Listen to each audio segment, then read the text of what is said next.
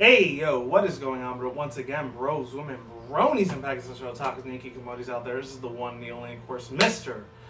Nintendo SonicForces 2011, aka Manny Wolverine, and of course, you guys know the rest of the intros and outros towards this channel. And of course, as always, before to begin, really quick, well, sometimes, not always. Oh man, like I said before, I'll say it again. I'm still super hyped as fuck because I just finished doing this video after the Coco Bandicoot article session review that I did about her being a playable character and having almost the exact same attacks like Crash does. I'm real super hyped as fuck, even though it came out last week. Plus, it has a lot of nostalgia for me and shit because I used to listen to a lot of rap and hip hop at that time when I was a 90s kid and an early, mid-late 2000s teenager as well. And it's really cool to see this happen because I know I heard about this last year, December, right before Christmas, and there was going to be another Tupac movie or whatever. Hopefully it wasn't like Tupac Resurrection, it was just a whole bunch of documentaries and that was fucking it. This one looks like it's going to be a full-fledged movie on it. It was called All Eyes on Me, so I was super hyped as fuck when I heard about that news last year. Even though it came out last week Friday, I'm going to be seeing it this Friday. Or actually I might see it this Saturday because I'm off on Saturdays and Sundays, so I'm hyped as fuck to see that shit. And I forgot to mention something on the Crash Bandicoot one that I did before. I don't know what it was, but somewhere over there in Universal Studios or whoever was like the movie production company or whatever, or the publishers of the movie. If any people remember, I think it was 2014 or 15 when this movie came out. I think it was last year if it wasn't 2015, or it could have been 2016. When the Alice in Wonderland movie came out through the Looking Glass, the character that played the Time Lord or wherever he was, the one that created time and space, or whoever was the creator and the commander and the master of that ability to create and like control time, which was starring Sacha Baron Cohen, which is funny because I know he knows that. I know that actor is one of the funniest ass dudes in Hollywood, man. Probably my top 10, maybe top 15, top 20 favorite comedic actors out there. Because I remember the first two, not even first two movies, the first two things I saw him in was back in the early 2000s. This is probably when like HBO and Showtime were still big at the time, at Stars, before the internet started getting big, like just like 2-3 years before. He started in the Ali G show, and then he ended up being like one of the most famous, infamous freaking people, the fake news like journalists out there. He ended up being like this character he played as Borat, and that's pretty much what made him super famous as fuck. Many people don't remember what Borat is, just Google it.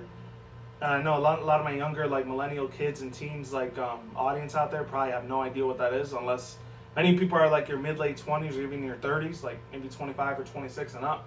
You probably remember who the fuck that is. I think the last movie that dude Sacha Baron Cohen did, I think the last one that I saw him do was like the Brothers, not the Brothers Grimm, but Brothers Grimm 2 or something like that, where like one of them played like a stupid idiot belligerent like dumbass soccer fan, which was Sacha Baron Cohen, which was funny as fuck.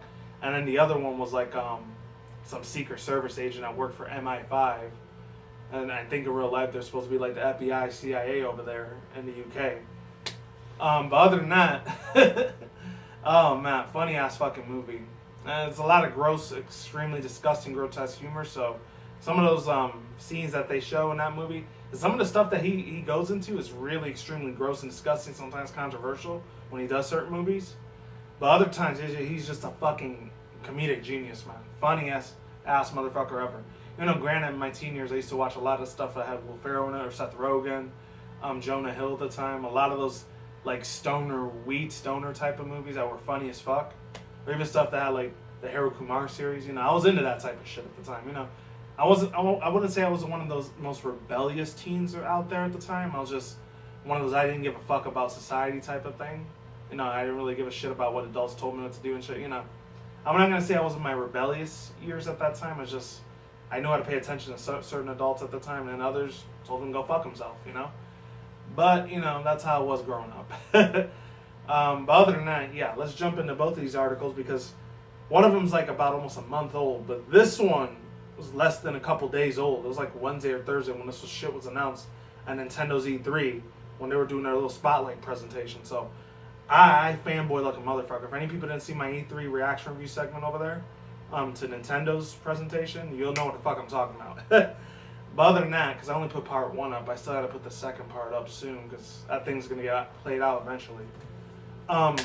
Besides all that shit, oh Oh man, have I got some things to talk to you about? But yeah, Sacha Baron Cohen, man, funny ass fucking dude.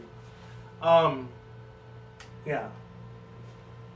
Let me get to the article really fucking quick. There we go. SonicForces. I know a lot of people probably heard this almost a month ago, but they talked about it again. I think it was on Sony. So I didn't see it in the Microsoft conference or Nintendo conference, but I did see it, I think, on the Sony conference though. But let's get into this shit. So, this one comes from hyperbeast.com, and then the other one goes, it talks about Samus Returns as a for Metroid 4, and then Metroid Samus Returns for the Game Boy Advance, Nintendo 3DS, and 2DS XL.